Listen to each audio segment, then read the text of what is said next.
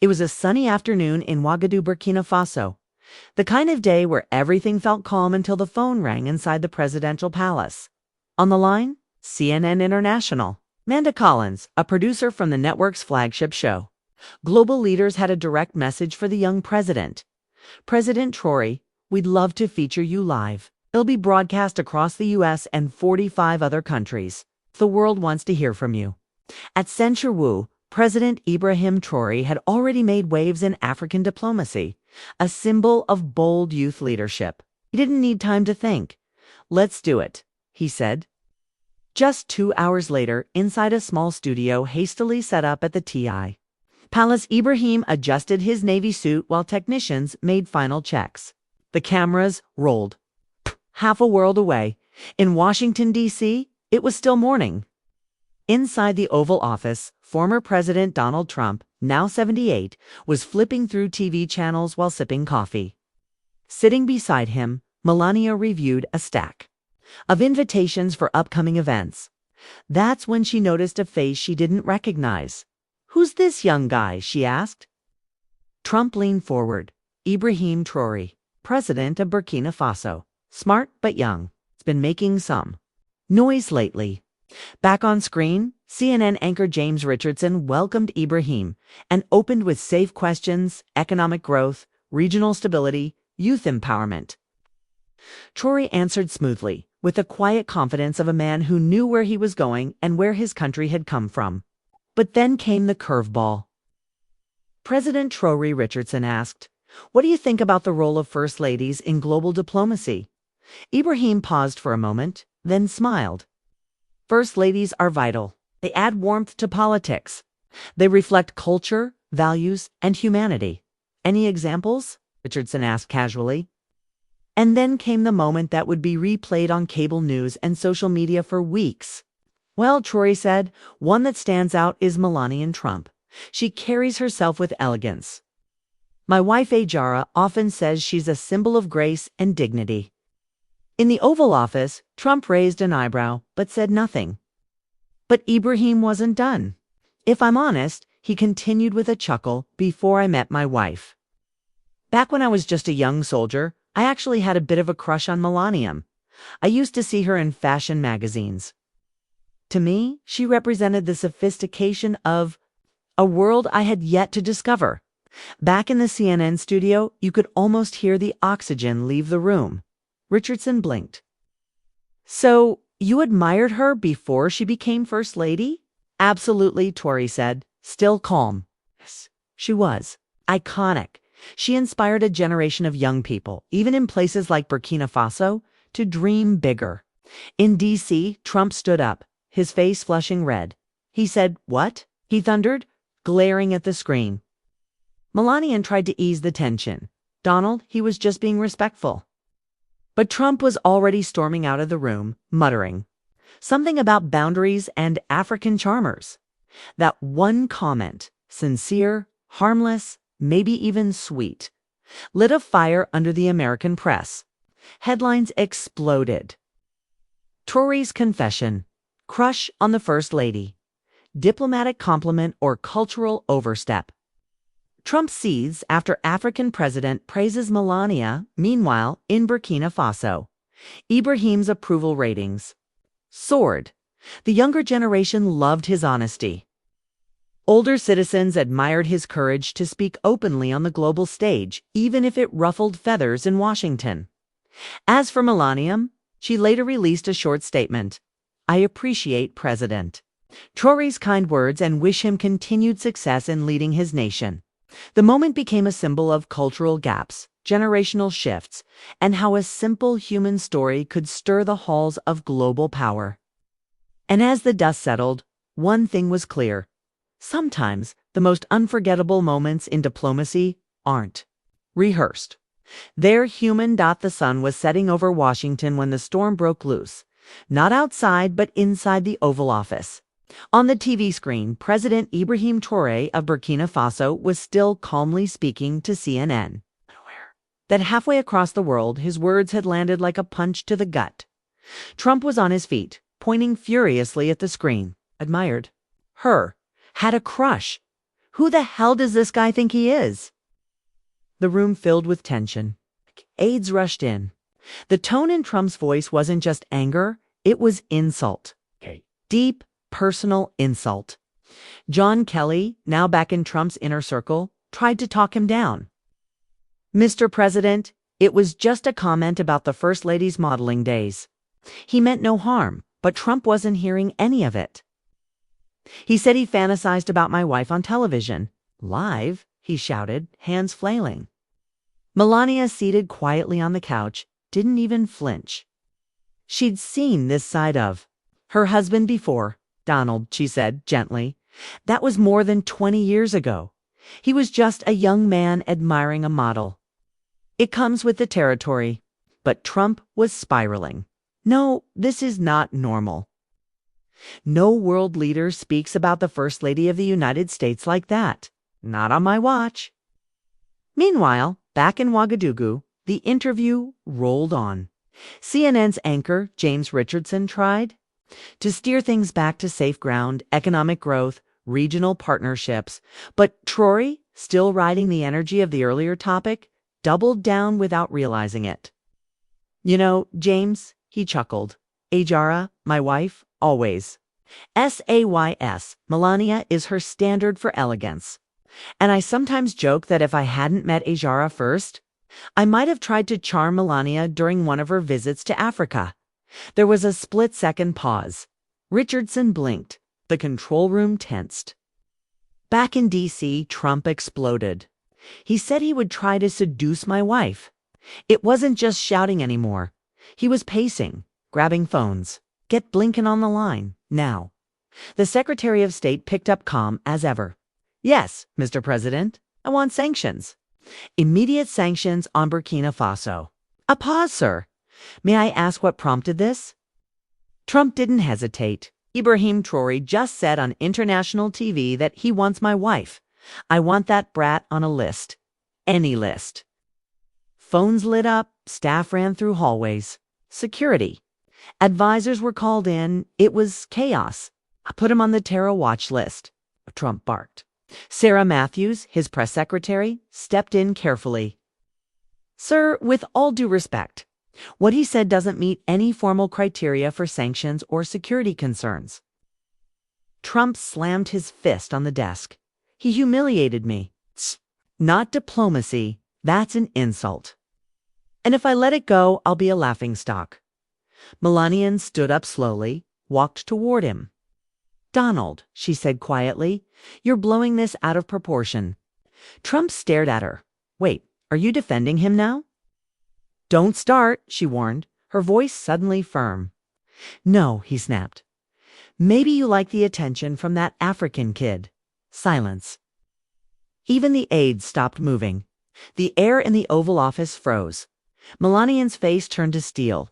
Donald Trump, that is enough, she said, her words measured but eyes cold. I stood beside you when the world turned its back. I've endured the jokes, the whispers. But this is beneath even you. She turned and walked out of the room, her heels echoing like gunshots across the marble floor. Back in Ouagadougou, Ibrahim was wrapping up the interview. I think that went pretty well, he said, smiling as he stepped out of the studio. His wife Ajara, watching nearby, gave him a half smile. You might have mentioned Melania Trump a few too many times, she said lightly. Ibrahim shrugged. I was just making a point. Diplomacy is also about people, not just policies. Just then, Moussa Cabaret, his media advisor, burst into the room, phone in hand. Mr. President, you need to see this, he said breathlessly.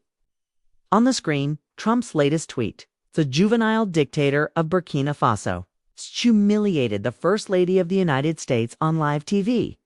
Unacceptable, weak leaders crave attention. America will respond. Ibrahim read the tweet twice, blinked, then looked up. Did I just start a fight with the White House? Shara shook her head, not angry, just wide-eyed. You may have accidentally poked the world's biggest bear. And so began a global media frenzy over a compliment. That turned into a crisis. Because in a world of high-stakes diplomacy, Sometimes it's not the wars or the policies that shift the world. It's a stray comment, an insecure leader, and a little too much honesty on live TV. It started with a smile on live television and ended in an international showdown. President Ibrahim Traoré of Burkina Faso was still in his office, scrolling through Twitter when the storm hit. At first, he didn't think much of it. A few angry tweets from Donald Trump were nothing new. But then came more. This African boy has forgotten who he's dealing with. No one disrespects the First Lady of the United States. No one. This third world soldier needs to learn respect. Ibrahim froze. His face hardened as he read tweet after tweet, each one more furious than the last. It was clear this was no passing tantrum. Trump had taken his words personally, very personally. Chera, Ibrahim's wife, stood behind him, growing more anxious with each update. "What exactly did you say in the interview?" she asked. "I said Melania was a symbol of elegance. That I admired her back in her modeling days, long before she married Trump." And then Ibrahim hesitated. "I might have said, if I hadn't met you, maybe I would have..." "Maybe what?" Ajara pressed. He didn't finish. He didn't have to. Her eyes widened. "You said you might have pursued her?" "It was a joke," he muttered. A light moment in the conversation. Ajara shook her head and buried her face in her hands. "Ibrahim, you basically just said on live international television that you would have chased the wife of the U.S. president. That's not a joke to them." In Washington, it had become full-blown chaos. Trump barged into the Situation Room, face red with rage. "I want options. Military options right now." General Mark Milley sat at the head of the table, holding his composure. "Mr. President, with all due respect, this isn't a threat to national security. It's a diplomatic misunderstanding." Misunderstanding. Trump slammed his fist on the table. "This man just said he'd try to steal my wife. It's not diplomacy. That's warfare." Secretary of State Antony Blinken appeared on a screen, trying to talk the president down. "We've reached out to our embassy in Ouagadougou. It can be handled quietly through back channels." But Trump was having none of it. Quietly? No. The world saw this. He made a fool of me, of this country. I want sanctions. I want embargoes. I want him to feel it. The orders were signed before Blinken could respond. Mineral exports blocked, bank accounts frozen, all trade routes to and from Burkina Faso cut across Africa. Leaders scrambled to understand what had happened. Some called Traoré with concern. Others laughed, not out of mockery, but disbelief. One comment had triggered a global political meltdown. Inside the palace in Ouagadougou, Ibrahim convened his cabinet for an emergency meeting. The room was heavy with tension. Reports poured in, economic forecasts, trade collapse projections, diplomatic cables. Dr. Ouedraogo, the foreign minister, spoke up. "Mr. President, the media is treating this as a full-blown international incident. We need to respond now." Ibrahim nodded, his face pale but steady. "What's our legal position?" he asked. His legal advisor didn't hesitate. "No violation of international law, sir." "But diplomatically." "Diplomatically," Ibrahim said, finishing the sentence, "this is a disaster." At that moment, Ajara re-entered the room. She was pale but composed. "I just spoke with the American embassy," she said quietly. "They're demanding a public retraction." Ibrahim's brow furrowed. "A retraction of what, exactly?" "I said Melania was a role model." "Since when is admiration a crime? You also said you would have pursued her," Ajara reminded him. "I was joking." "Yes, to us, it was a joke," she said. "But to Trump, it was an insult, a challenge, maybe even a threat." Before anyone could respond, Ibrahim's press advisor, Moussa Cabaret, stormed into the room holding his laptop. "Mr. President, it's official. The U.S. just announced economic sanctions, mineral exports frozen, aid suspended. All banking activity connected to American institutions blocked." Ibrahim stood slowly. His jaw tightened, his breath deliberate. All this over a compliment. The room fell silent. He looked around the table at his ministers, economists, diplomats, advisors, now forced into crisis mode over a few unscripted words. This is not just about Melania, Ibrahim said at last. This is about pride, about power, and about the way certain leaders treat the rest of the world. And just like that, what started as a warm tribute, a passing comment, a human moment had turned into a diplomatic firestorm. One man felt disrespected. Another man refused to apologize for showing admiration. The result? Sanctions, tensions. A continent watching. 'Cause in global politics, the smallest spark can light the biggest fires, especially when egos are involved. The air was heavy in the presidential palace of Burkina Faso. President Ibrahim Traoré stood at the window, staring out over the city of Ouagadougou. Street vendors, school children, and taxis moved through the day unaware that a storm was brewing, not above them, but from across the Atlantic. His wife Ajara stood at his side. "'Cause of a joke," she said quietly, watching his reflection in the glass. "Because of a misunderstanding, our people may suffer." Ibrahim didn't answer immediately. But when he turned to her, his voice was calm, resolved. "No, not because of a joke, 'cause of pride. And we cannot answer wounded pride with more of the same." Then he said something no one in the room expected. "Let's act like adults. Let's give the world a different kind of example." 2 hours later, Donald Trump stormed into the White House press room like a thundercloud. The world was watching. "This president does not tolerate disrespect," Trump began, his face a picture of fury. "This man, Ibrahim Traoré, crossed a line when he made inappropriate remarks about my wife." Cameras clicked. Reporters jostled. Sarah Johnson from CNN raised her hand. "Mr. President, do you believe freezing an entire country's economy is a proportionate response?" To a personal comment, Trump shot back. He said he wanted to win over my wife. "That's not a comment. That's personal. That's disrespectful. And that's unforgivable." James Mitchell of the BBC tried a different angle. "Sir, it was clearly a reference to Melania's modeling days long before she became First Lady." "I don't care when it was," Trump barked. "She's the First Lady now, and any insult to her is an insult to the United States."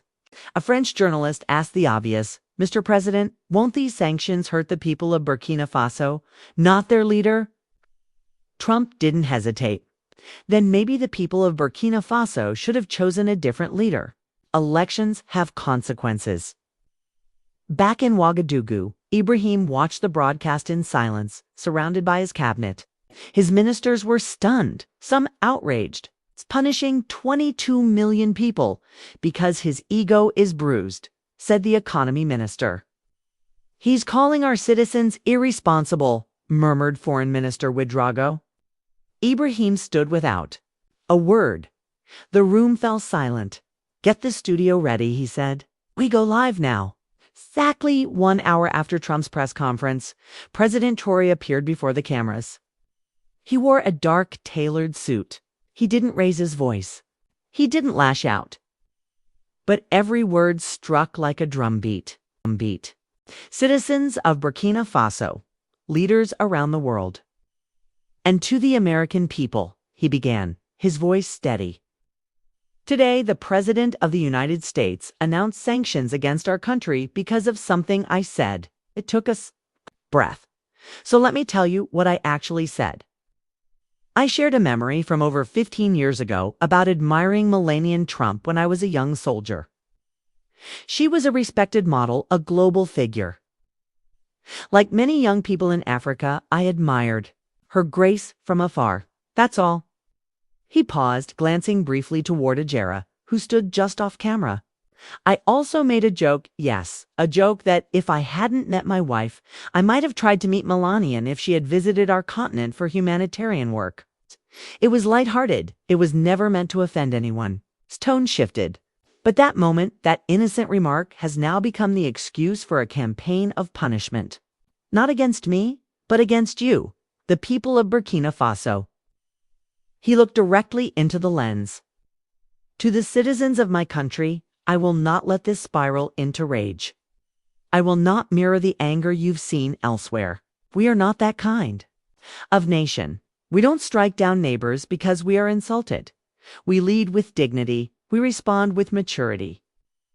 To the American people, he continued, I hope you understand this. The warmth we feel for your country is real. We've looked to your ideals, admired your freedoms. But this moment, this decision is not about those ideals. It is about ego. He straightened his shoulders. And to President Trump, I say this. I regret that my words offended you. That was never my intention. But I will not apologize for telling the truth about my past or for admiring someone who inspired many. What I will apologize for is the impact this has had on innocent lives. And with that, the camera faded to black. No drama, no shouting. Just a message of restraint, one the world hadn't expected. While one president demanded loyalty through threats, another asked for understanding through clarity. In that contrast, something powerful happened. Across the world, millions tuned in not to the noise, but to the quiet.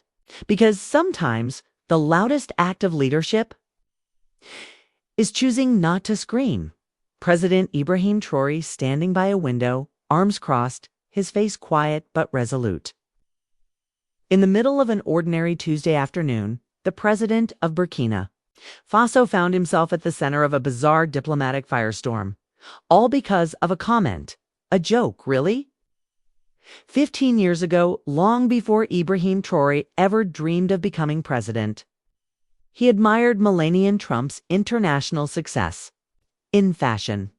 And in a light-hearted interview, he said, if I hadn't met my wife, maybe I would have tried to meet her back then.